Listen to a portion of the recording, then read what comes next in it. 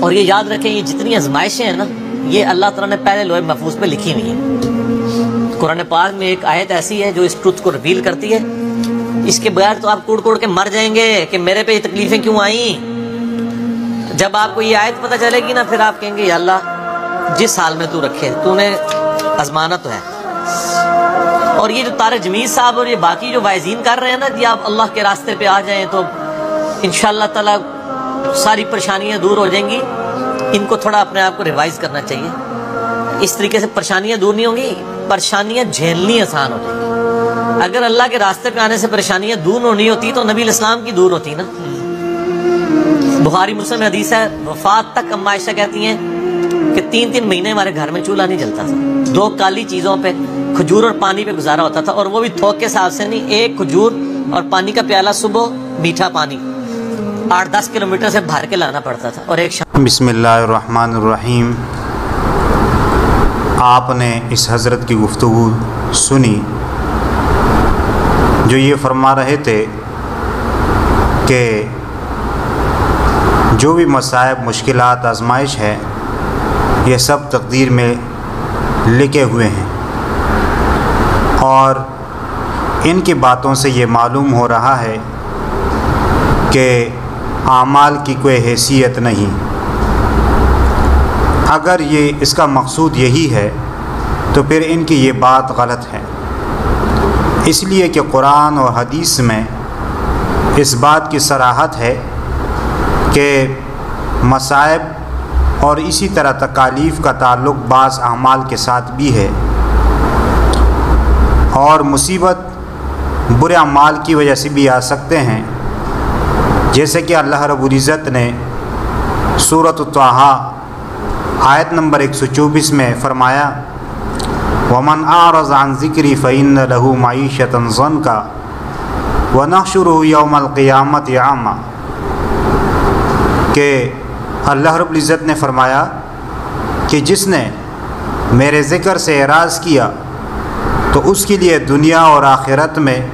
تنگی کا جینا ہوگا۔ اور اسی طرح سورۃ روم میں بھی اللہ رب العزت نے فرمایا، ظہر الفساد فی البر والبحر بما کسبت ایدی الناس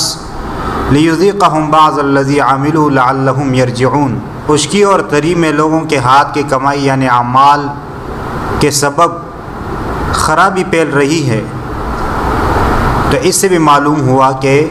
برے اعمال کا مصائب کے ساتھ تعلق ہے۔ اور اسی طرح عاشورہ میں اللہ رب العزت نے فرمایا، وَمَا أَصَابَكُم مِّن مُّصِيبَةٍ فَبِمَا كَسَبَتْ أَيْدِيكُمْ وَيَعْفُو عَن كَثِيرٍ، اور تم کو جو کچھ مصیبت پہنچتی ہے وہ تو تمہارے ہاتھ کے کیے ہوئے کاموں کی وجہ سے پہنچتی ہے، اور اللہ رب العزت بہت سارے گناہوں سے درگزر فرماتا ہے۔ تو ان آیات سے اور ان کے علاوہ قرآن کریم میں بہت ساری آیات ہے جن سے معلوم ہوتا ہے کہ برے اعمال سے مصائب اور مشکلات آتے ہیں، اور احادیث میں بھی اس کا تذکرہ ہے، اور انبیاء کرام اور صلحاء کے جو تکالیف اور آزمائش ہیں یہ تو ان کے رفع درجات کے لیے ہے۔ اور آخری بات، تقدیر کی 2 قسمیں ہیں، ایک تقدیر مبرم ہے جو کبھی بدلتا نہیں ہے، اور ایک ہے تقدیر معلق جو اعمال پر منحصر ہوتی ہے، اور اعمال کی وجہ سے اس میں تبدیلی آ سکتی ہے، جیسے کہ ترمذی شریف میں ایک حدیث ہے، حضرت سلمان فارسی رضی اللہ تعالیٰ عنہ فرماتے ہیں کہ حضور صلی اللہ علیہ وسلم نے فرمایا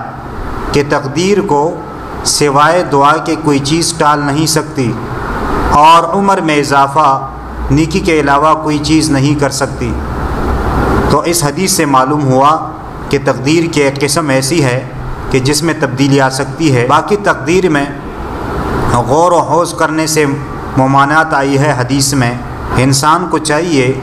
کہ جن کاموں کے بارے میں اسے حکم دیا گیا ہے تو ان کو انجام دے، اور جن سے روکا ہے ان سے وہ اپنے آپ کو بچائے۔ اللہ تعالی ہمیں صحیح بات سمجھنے